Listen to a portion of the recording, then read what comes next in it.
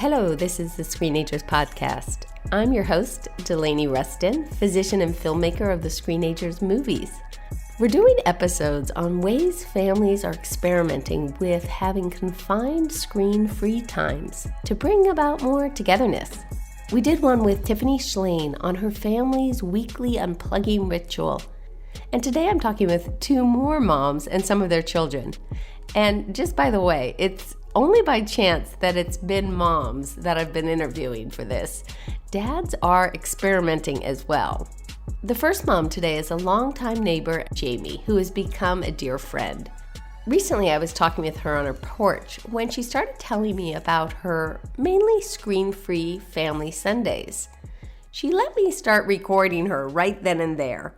Here she is. I have twin 9-year-olds, a 14-year-old, and a newly 16-year-old. About a year or so ago, we decided to start screen-free Sundays with the hope of unplugging and getting some family time. So what motivated Jamie to start this? There are so many decisions being made. I feel decision fatigue, so it felt like, can I watch this, or what about that, or I've done my 2 hours, but it's not over, or can I do one more? It just felt like, I need one day where I can just say, no, we're not doing this, and you'll have to figure something else out. And I think as a mom, I like some sense of rhythm. What if there's weekend homework? It's worked well for us homework-wise. Our kids haven't had Sunday homework, or else they wait till after dinner Sunday, and we have a different routine for the twins after dinner. Jamie tells me that her kids still ask for screen use at times, and that she sometimes says okay. They have gotten pretty creative about how they ask. Like, one of the things that's important to me is that they spend time together as siblings. So they'll say, well, what if we watch together? Or what if it's educational? And to be totally honest, there are days where I'm like, yeah, you guys have done your own screens throughout the week or weekend, and I do want you spending time together. And there's negotiating, there's something to that. So there have been some times where I've said, sure, if you can agree on something together, yes, but there's no double screening. Jamie also says that some Sundays they watch a family movie together. It's hard to agree on something to watch as a family, especially when everyone has their own device or you have multiple places they can watch. And so they look forward to a family show on a Sunday night because they weren't going to watch anything anyway. So that is better than nothing to some extent. And I feel like it's made them look forward to some of those shows they wouldn't have watched on their own. We did a Survivor. We've done The Great Race, or some sort of those shows that kind of ongoing that you can kind of pick up where you left off. Jamie shares with me how she can get a little more anxious right before Sunday, particularly if her husband, who's in real estate, isn't going to be home.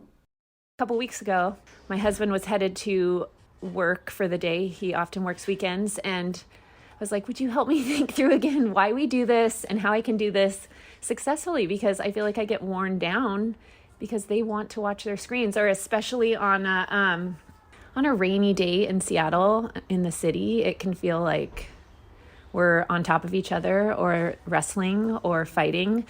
So we just kind of, even together, figured out, okay, what's the day going to look like? How do we get out of the house? And kind of just for me to get my mind around how I can hold my ground, because when you've got 4 kids against one parent, it's easy to get weary. Here's Jamie's 14-year-old son, Asher. We always assume as a family that Sunday is our day. I can check my phone.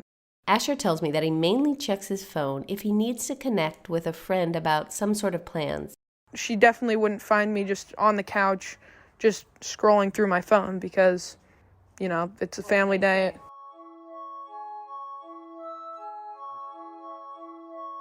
So as you can see, for Jamie's family, Sundays aren't completely screen-free all the time.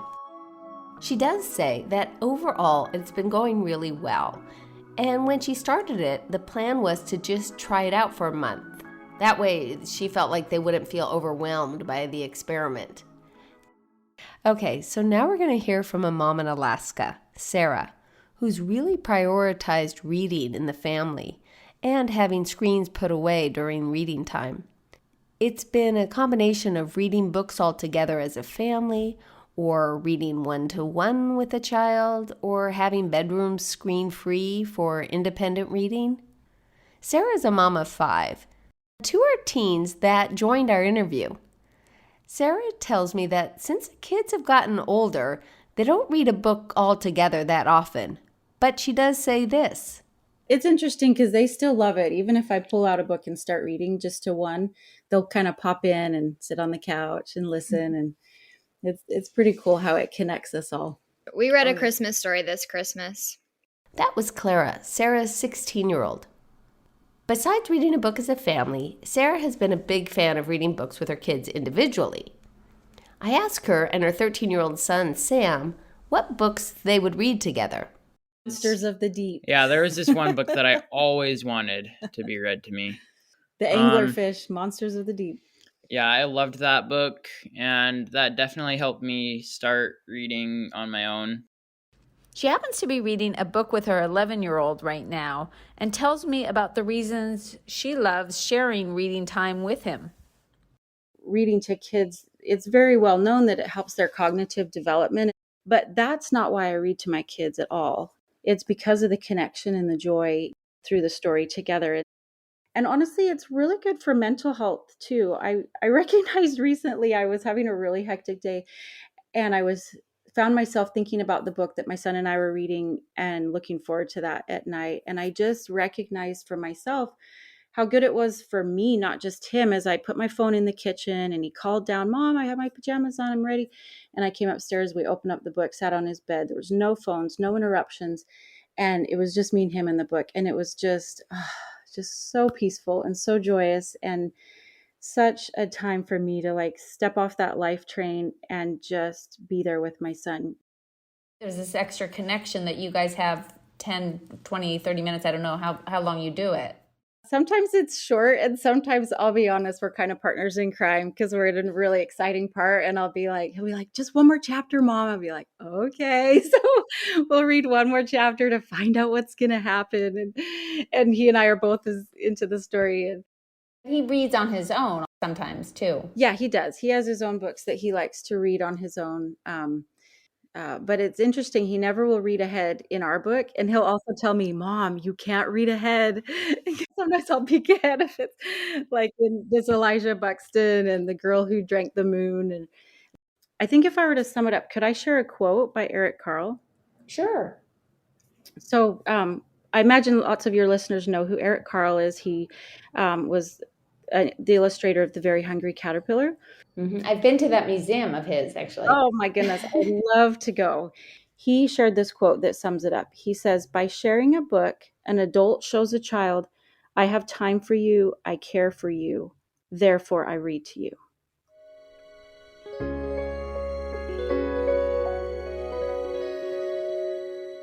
What do you do normally at night now? So everyone has a phone bedtime, so we always put our phones either in the kitchen or just out of our rooms. I'm reading a book right now, and it's just kind of when I feel like reading. It's not like, I don't know. I think it's a good book, but I'm not like super, super invested in it. Her brother's smiling right now because he is just a book a day almost and just devours them. I read a lot. I have a question, you guys. When you're reading books at night, are they ever on a Kindle, or do you always get the actual paper book? When we read together as a family, it's always an actual paper book. Sam likes to read on his Kindle, but for the most part, it's a real paper book. Mm-hmm. And is Sam's Kindle connected to the internet in terms of just being able to like Google things and whatnot and play games, or is it truly just the book version? It's just the book version. Do you do that on purpose? Yes. I'm not sure it can connect to the internet, but even if it could, I wouldn't connect it. Yeah. I mean, it connects to the internet to download books, but It's not, because there are Kindles where you can kind of, Google and do different things on it, but it sounds like you're not doing that. Yeah, I just get books on it and then read them.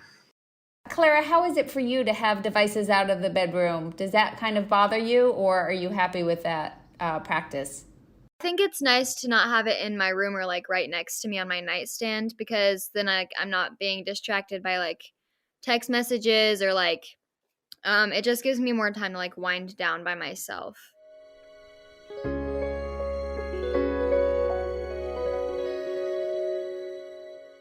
Do any of your kids write their own stories? I love that you asked that. So in our bookcase that's in our wall, we have a whole section of stories the children have written over the years. And they're just right up there along with all the rest of the books that we cherish.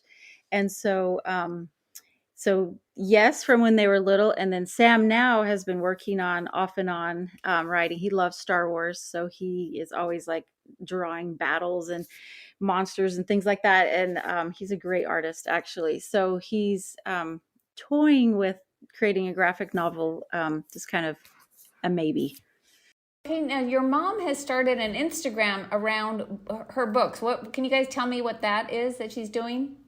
Yeah, so it's called Strength Through Stories, and she basically just takes pictures of some books and writes a little summary of them and like what they can help with. And it is really just helping either parents know what kind of books they can read to their children, or to help, I guess if kids are on there, they can see what books are fun to read for them.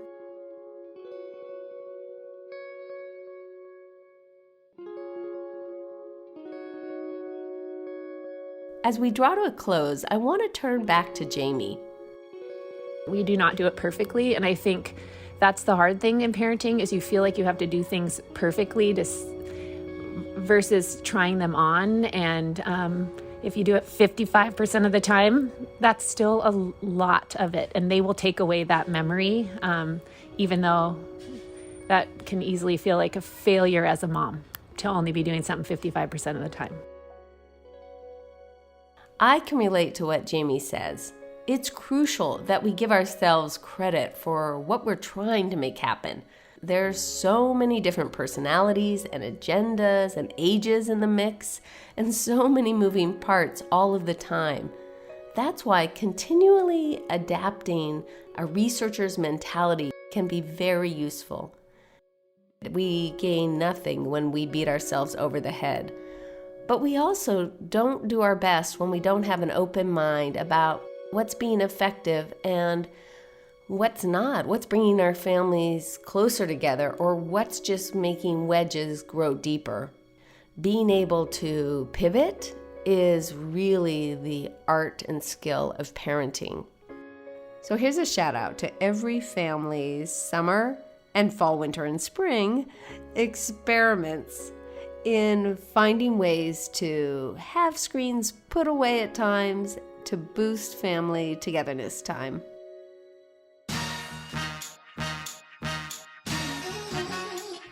That's it for our show. And remember, at Screenagersmovie.com, we have ways to see the films, order my book, Parenting in the Screen Age, a guide for calm conversations, and many other parenting resources. A big shout out to Jamie and Asher, and Sarah, Clara, and Sam, and to my co-producer, Lisa Tabb. I'm Delaney Ruston, producer and editor of the Screenagers Podcast, and I can't wait for next time. Please consider rating or sharing the show.